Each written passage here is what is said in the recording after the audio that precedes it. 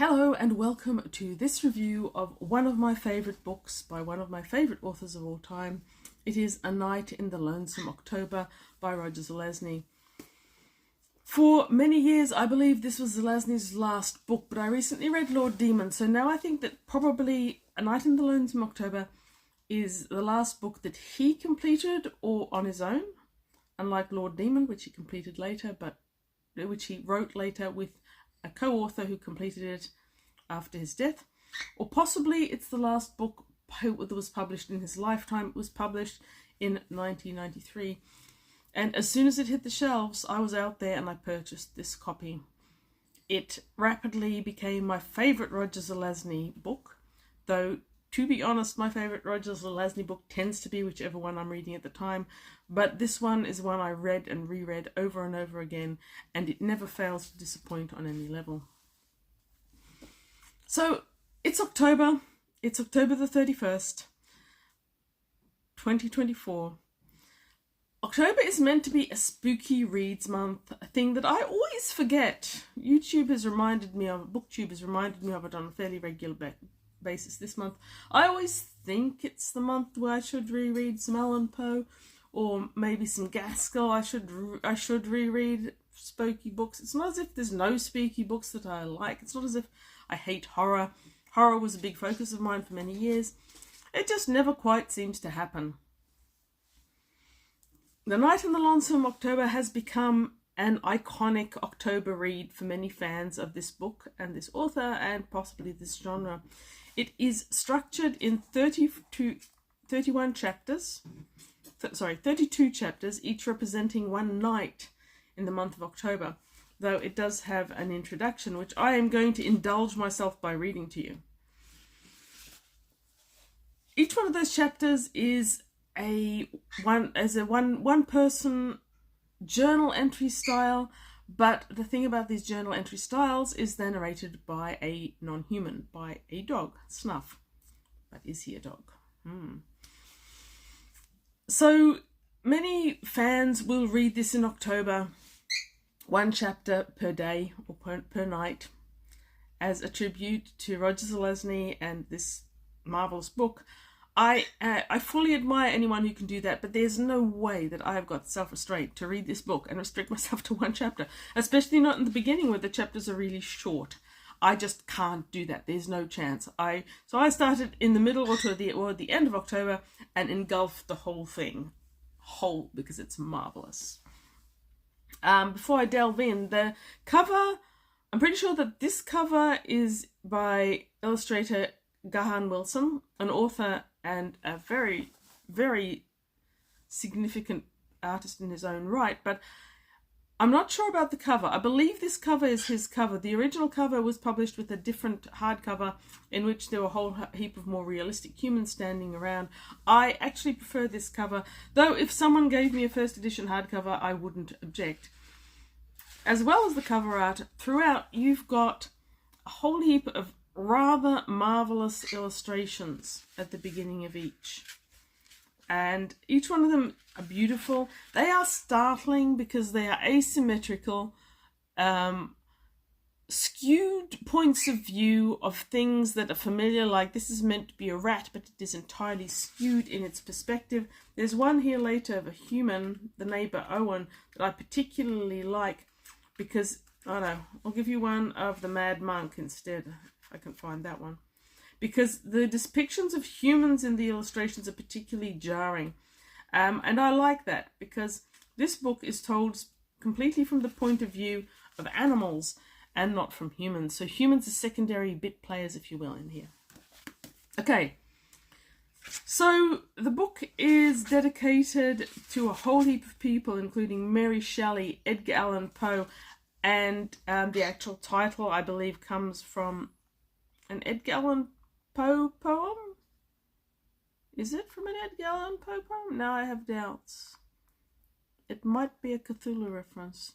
I'm not sure. Anyway, moving on. Edgar Allan Poe, Bram Stoker, Sir Arthur Conan Doyle, H.P. Lovecraft, Ray Bradbury, Robert Bloch, and the makers of a lot of old movies, Albert Payson Terhune, who I still don't know and have still not read. Perhaps I should. Should I? Probably. So all of those and the contents are listed in chapters as such. But the very first one starts with A Night in the Lonesome October. I am a watchdog. My name is Snuff.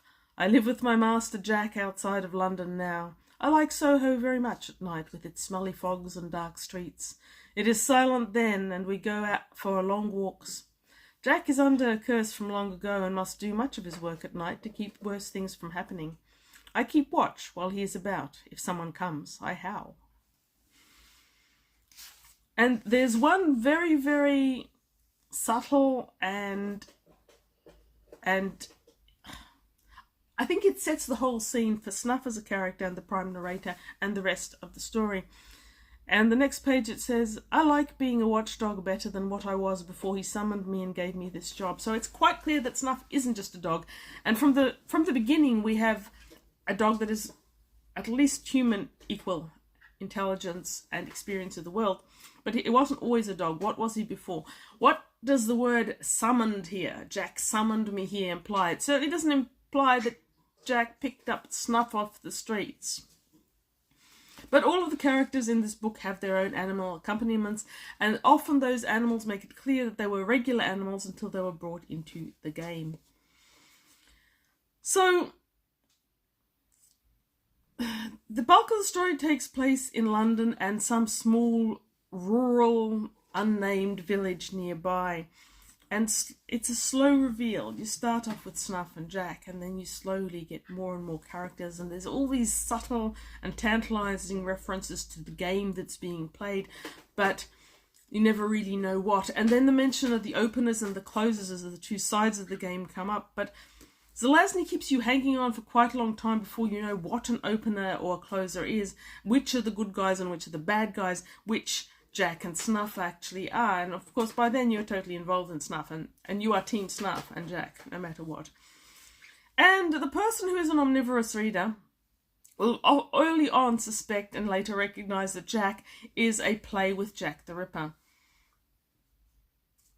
Zelazny has never made it clearer than in this book that he himself was the most omnivorous reader of them all. He sources things from so many different stories, mythologies, there's so many characters. But what he does here is quite unique in that he never tries to recreate those characters. Jack is our main protagonist, and we infer that Jack the Ripper is the basis for his character, but this Jack is not Jack the Ripper. Later on we encounter characters that are real characters in other books. We have the great detective is obviously Sherlock Holmes, and his rotund companion is obviously Watson. Total bow to Arthur Conan Doyle, but in no way does Zelazny try to replicate Arthur Conan Doyle's Sherlock Holmes. Instead he writes his own character, and he does that throughout. Now of course we only see these characters through the eyes of Snuff and occasionally a little bit other animals. But slowly, through the most fascinating, eventful, exciting reveal, we find out that every few decades a full moon rises at the end of on the night of Halloween at the end of October, which I think makes it the second full moon for that month. Now on this moon the fabric of life becomes thin, and doors may be opened between this world and the realm of the great old ones. That is Lovecraftian. And when these conditions are right, men and women with the right knowledge may gather at a specific ritual site to either hold the doors closed or open them. Spoiler, sorry, too late. It's been around for a while. You probably knew that. If you're watching this review, you probably know something about this book. If you don't, stop right now, go away, read it and come back, because honestly, whether you're fantasy or science fiction or literature or spooky or horror, this book is a book you should read. And even if you never read any other book in your life, I don't know who you are, but read this book anyway. It's fun. And that's the thing. This is allegedly a book that was the Roger Zelazny's favourite. I don't know if that's true or not, but the sheer joy of writing and the sheer pleasure he had in creating this story and writing it down comes through page by page, and that's matched by your enjoyment of reading it. The fact that I've read this so many more times and still get new things out of it is what says to me that Zelazny was the omnivorous reader to end all omnivorous readers. Every time I expand my reading knowledge into new areas or new authors, every now and then something will pop up and I'll go, oh, A Night in Lonesome October. I get that now. So anyway, the various players during the game depicted can definitely be sourced to archetypal characters from Victorian Gothic fiction, and each one of them has their own familiar. So two of them have an owl, and so on and so forth. What can I really say about this book that would highlight how amazing it is? I suppose it's the animal familiars talking that give it an excellent edge. It's not as if archetypal characters haven't been used before. There's plenty of other books that have reused Dracula. But Zelazny does without ever mentioning their names, really. We've got the great detective Sherlock Holmes. We've got the Count is clearly Dracula. Oh, and the Count. The Count is almost, but not quite, a Deus Ex Machina then. And oh my God, that tiny bit of writing where the Count lands next to Jack. Spectacular. All of this writing is spectacular, but yes. So the individual animals are fascinating. So we've got Jack and Snuff, and they make friends with Jill, Crazy Jill, the witch who lives next door, with her companion Grey Malco as a cat. And eventually, spoiler, it becomes clear that these two neighbours who've become very friendly, the humans have become friendly, but the animals have become friendly as well, and are on opposing sides. And so when everyone meets at the end and Jack and Jill go up the hill, see, Zelazny did that on purpose. He really did. And yes. So Crazy Jill, as far as I can tell, isn't based on any specific witch. I think she's a generic witch with a broomstick, which ends up being a object of power, as well as each player having a familiar, which is an animal. Each player has an object of power, which they are bringing to the final event of this great game. And the objects of power become important when someone starts killing off players, which has been happened before. And as the story progresses, we realise that Jack and Snuff have been in a lot of games. And if this particular night only comes about every few decades or once a century, I can't remember which ones, then the fact that these two have been through so many games says a lot about Jack. I actually wondered if he was a reference to the Wandering Jew at one stage, though he's clearly not Jewish. But they are immortal and they keep on doing the same thing. Jack's curse, which is also mentioned in the very first introductory chapter, comes up later. It's never spelled out, and I still don't know what curse that Jack's curse references. I'm sure it references a specific curse in a specific story or mythology. I've never quite figured it out, and if you have, I would love to know. But at one point, Snuff has been dognapped by vivisectionists, and Jack's curse is enacted as a zip sound which rotates around him. Amazing.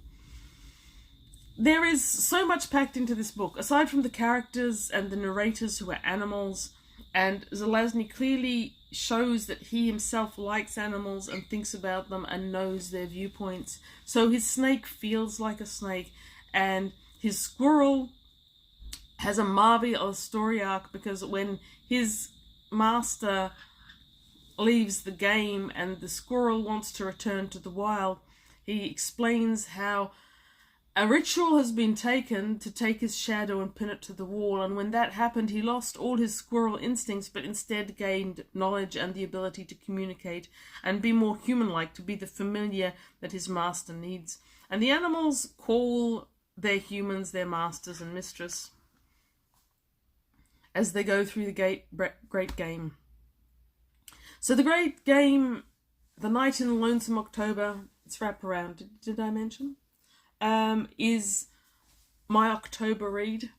I might one day get around to reading it chapter by chapter, but probably that's never going to happen because I just cannot restrict myself to one chapter of Zelazny at a time.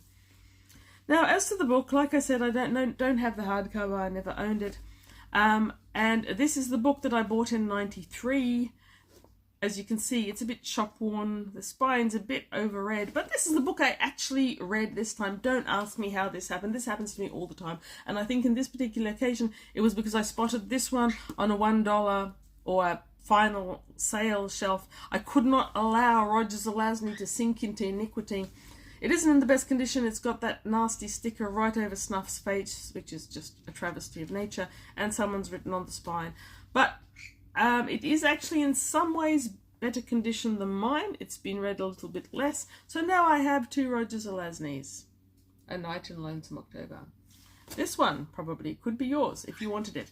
I have never sold a book online. I don't know how that's going to go. If you're on the Gold Coast, $5 pickup.